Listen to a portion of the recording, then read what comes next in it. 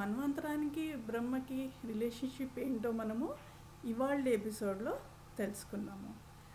అయితే మనువు ఈ సృష్టిని నడిపిస్తాడు అని మనము చెప్పుకున్నాము. ప్రస్తుత వైవస్వత మన్వంతరంలో వైవస్వతుడు ఈ సృష్టిని నడిపిస్తున్నాడు అని మనము చెప్పుకున్నాం కదా నిన్నటి ఎపిసోడ్లో. అయితే మరి మనువుని క్రియేట్ చేసింది ఎవరు, మనువుని సృష్టించింది ఎవరు?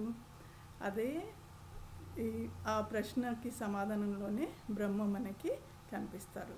బ్రహ్మ సృష్టికర్త, అవునా? సో ఈ సృష్టిని నడిపించటానికి బ్రహ్మ, మనువు, ఇంద్రుడు, విష్ణువు కొత్త అవతారంతో మహావిష్ణువు అవతరిస్తాడు. అలాగే దేవతలను, అట్లాగే మనువుకి కొంత కుమారులను, సప్త ఋషులను, అట్లా వీళ్ళనందరినీ మనువుకి సృష్టిని నడపటానికి హెల్ప్ చేయటానికి బ్రహ్మ ఇస్తాడన్నమాట, అపాయింట్ చేస్తాడు. సో మనువు వీరందరి సహాయంతో ఆ సృష్టిని నడిపిస్తాడు. అయితే ఈ సృష్టి కాలం ఎంత, సృష్టి ఆవిర్భావం, సృష్టి అంతం గురించి కూడా తెలుసుకుందాం. సృష్టి ఆవిర్భవించిన దగ్గర నుంచి మనువు వీళ్ళందరి సహాయం తీసుకుని సృష్టిని నడిపించి కల్పానంతరం, అంటే బ్రహ్మ పగలు అయిపోతోంది అనగా ప్రళయం వచ్చి ఈ సృష్టి అంతరించిపోతుంది. సో ఒక కల్పములో బ్రహ్మ కల్పం అంటే బ్రహ్మకి ఒక పగలులో సృష్టి ఆవిర్భవించి ప్రళయం వచ్చి అంతమైపోతుంది. అయితే మరి బ్రహ్మకి రాత్రి ఏంటి అది తెలుసుకుందాము. సృష్టి ప్రళయం వచ్చి అంతమైపోయింది కదా.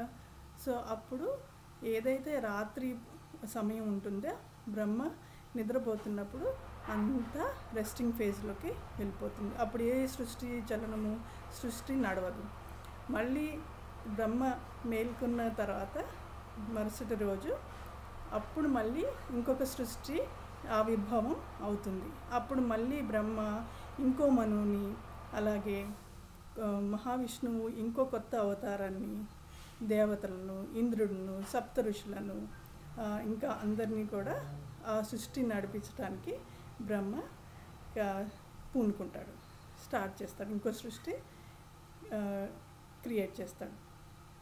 అయితే సో మరి బ్రహ్మకి ఈ సృష్టి నడిపిస్తున్నప్పుడు బ్రహ్మకి రిలేటెడ్ ఇయర్స్ కూడా తెలుసుకున్నాము. బ్రహ్మ ఆయుష్ 100 సంవత్సరాలు.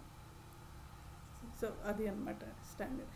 100 సంవత్సరాలు అయినప్పుడు బ్రహ్మ ఏదైతే ఈ సృష్టిని క్రియేట్ చేస్తున్నాడో, ఒక సృష్టిని క్రియేట్ చేస్తున్నాడో, సృష్టి ఆవిర్భావం నుంచి సృష్టి అంతం వరకు ఒక కల్పం పగలు అని చెప్పుకున్నాం కదా. సో అలా బ్రహ్మ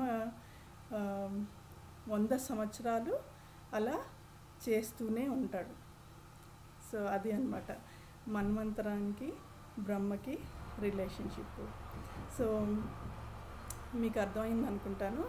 సో లాస్ట్ ఎపిసోడ్ కూడా చూడండి, ఎందుకంటే మనం లాస్ట్ ఎపిసోడ్లో మనువులు మన్వంతరం గురించి చాలా డీటెయిల్గా చెప్పుకున్నాము.